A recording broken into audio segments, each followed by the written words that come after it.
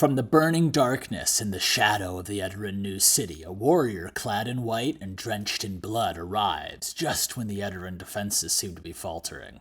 Will it be enough to turn the tide? Let's review the episode, The One Who Stands Part 2, after a message to our Heroes of Edara. Hey there, this is Colin, creator of the 7th Valkyrie. If you're hearing this, it means you're listening to the public version of TABTA.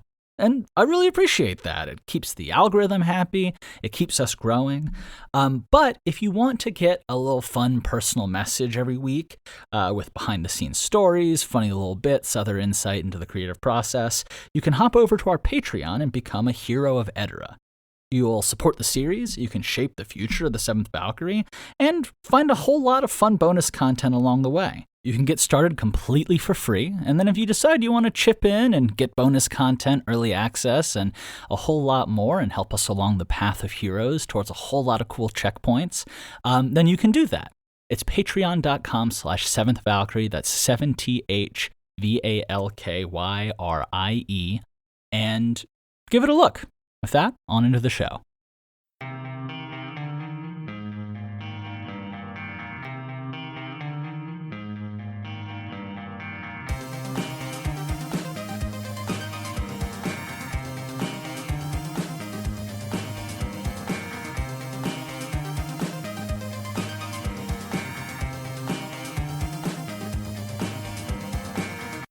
Well, hello, everybody, and welcome to TABTA, the adventure behind the adventure for the 7th Valkyrie, where we watch one series go from total obscurity to maybe 7 seasons in a movie, or maybe we just find the power of friendship along the way. Hi, I'm your host, Colin Sharp, creator and current voice of the 7th Valkyrie, and this week we're talking about Season 2, Chapter 32, Part 2. The Ones Who Stand. Now, if you haven't listened to this most recent chapter, it came out on Friday, hold it right here, go catch up, because we will be talking spoilers. You guys have been forewarned, but here we go. So, just as the last episode ends, we find out that the mysterious Light Corps soldier that arrived at the end of Ones Who Stand Part 1 is none other than our friend Val. He's created some sort of iron-forged bow and is firing arrows with such intensity and force that it's taking people off their feet. But as impressive as he is as a solo soldier, we see that whether he's the false wolf or the iron wolf, he's certainly not a lone wolf. When he steps into battle with Meridia, we see that actually he's even more dangerous and even more can change the battle when he's part of the Edaran formation. A little bit more writing on that when we talk outside the episode and how the inspiration for kind of Meridia and kind of sussing Val out. But we'll finish up summarizing the episode in the aftermath of that skirmish that happens. Meridia and Val have a conversation. Val informs Meridia that in case she didn't realize it, she's now the ranking officer and in charge of the entire defense of the new city. And he promises to disrupt the Freelander advance if she can organize the defense. And then we get a speech from Meridia, and I like the contrast between this one and Yosin's, and it was done intentionally. Yosin's big dramatic speech at Under the Watch of the Wolf was sort of calculated, dramatic. It was blocked out and planned.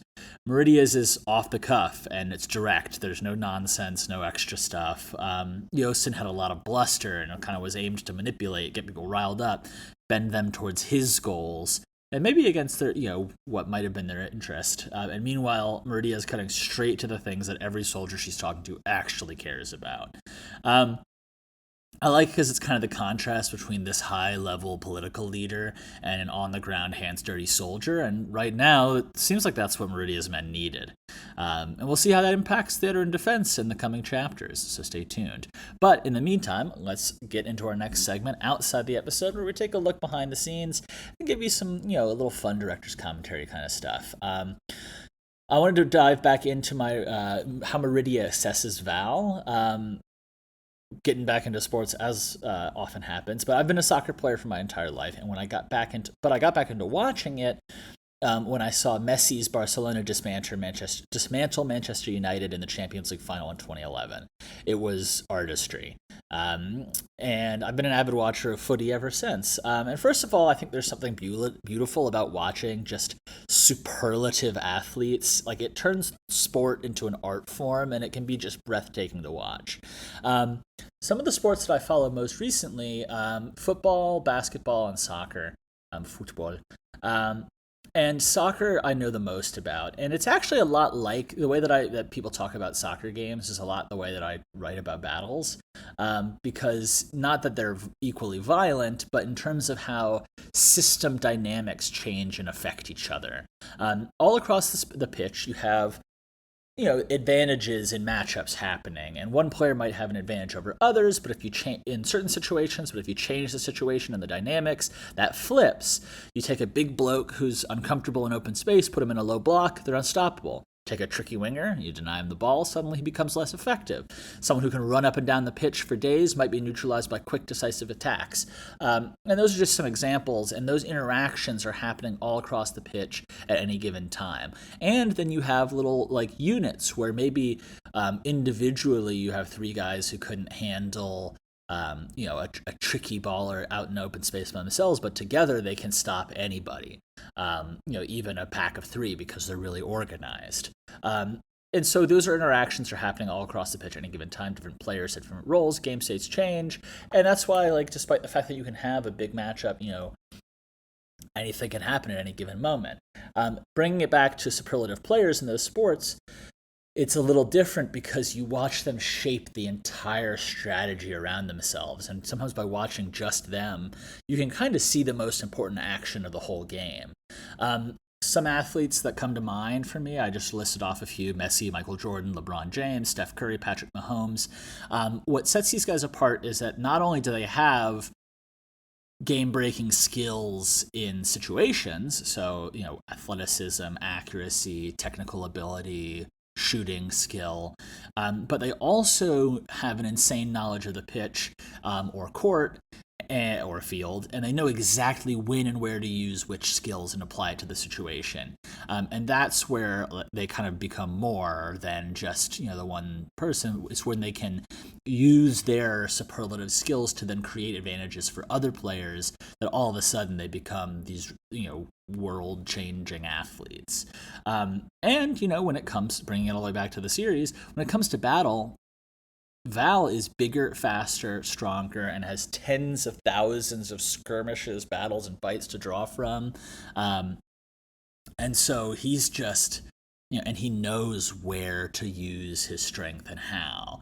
And so that brings us back all the way around to my own experience playing. When you can, and this is kind of tied into how Meridia perceives this, you can often detect when a player is sort of a cut above. And if you really get the game, you have both a fear and a respect of that.